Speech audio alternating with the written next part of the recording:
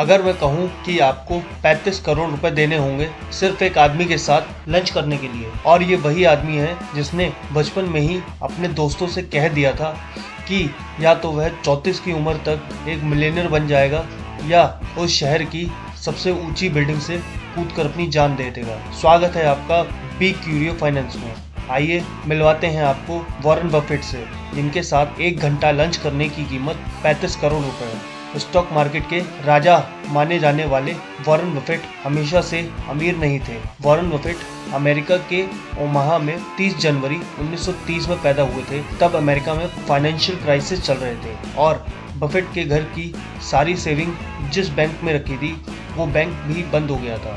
Buffett को बचपन में ही आर्थिक तंगी का सामना करना पड़ा था, लेकिन उनकी कैचिंग पावर बचपन से ही बहुत अच्छी थी, जिससे वो जल्दी ही हर चीज़ में पैटर्न पकड़ लिया करते थे। चाहे वो रोज़ाना उनके घर के सामने से निकलने वाली कारें या कोल्ड ड्रिंक के ढक्कनों को इकट्ठा करके उसमें से सबसे ज़्यादा बिकने वाली कोल्ड ड्रिंक का पता करना। पैसे ना होने के कारण बफेट को बचपन में ही समझ आ गया कि अगर उन्हें अमीर बनना है तो उन्हें बचपन से ही कुछ काम करना पड़ेगा।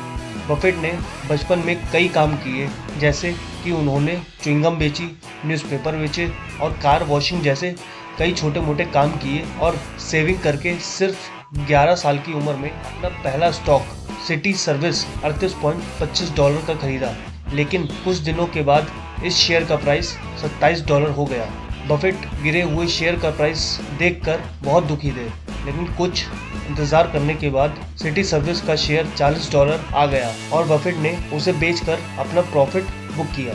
लेकिन कुछ दिनों के इंतज़ार के बाद वही शेयर $200 पहुंच गया।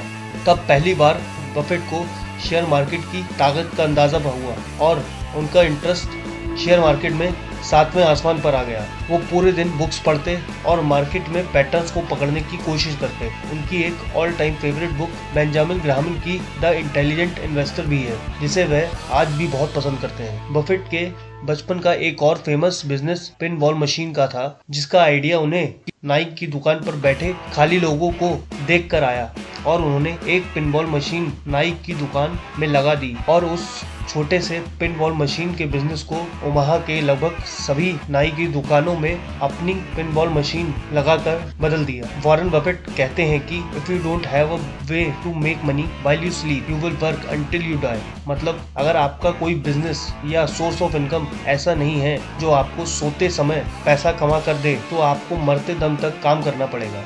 बफेट हमेशा से एक स्टॉक ब्रोकर बनना चाहते थे, लेकिन उनके पिता चाहते थे कि वो अपनी पढ़ाई पूरी करें और वॉरेन बफेट पेनिसिल्वेनिया यूनिवर्सिटी से बिजनेस एडमिनिस्ट्रेशन से ग्रेजुएशन कंप्लीट करते हैं और हार्वर्ड यूनिवर्सिटी में एडमिशन के लिए अप्लाई करते हैं, लेकिन उनका एडमिशन हार्वर्ड यूनिवर्सिटी में नहीं हो पाता और वह कोलंबिया बिजनेस स्कूल में एडमिशन लेने चले जाते हैं। हार्वर्ड में उनका एडमिशन ना होना उनके लिए जैसे वरदान साबित हुआ। कोलंबिया बिजनेस स्कूल में उनकी मुलाकात उनके आइडल बेंजामिन ग्राहम से हुई और जल्द ही वॉरेन बफेट बेंजामिन के अच्छे छात्रों में गिने जाने लगे। कुछ समय यूनिवर्सिटी में पढ़ने के बाद बेंजामिन ने वॉरेन बफेट को अपनी इंटरेस्टिंग कंपनी में काम दे दिया, जिसे पाकर वो बहुत खुश थे। वहाँ उन्होंने कंपनी के बारे में बहुत कुछ सीखा कि किस कंपनी में इन्वेस्ट करें और किस में नहीं करें। लेकिन कुछ समय साथ में काम करने के बाद वॉरेन और बेंजामिन के विचार में कुछ मतभेद रहने लगा। बेंजामिन सिर्फ कंपनी की बैलेंस शीट और P&L पर फोकस करते थे,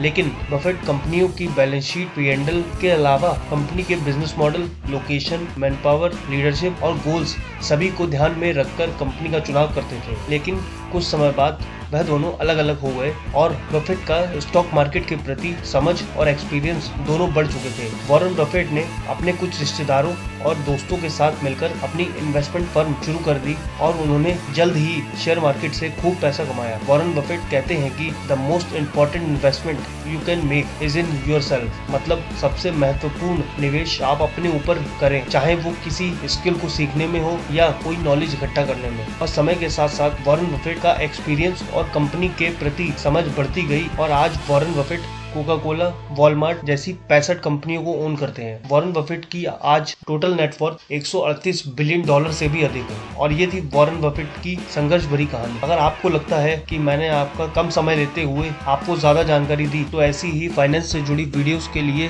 बी क्यूरियो फाइनेंशियल चैनल को सब्सक्राइब करें। Thank you.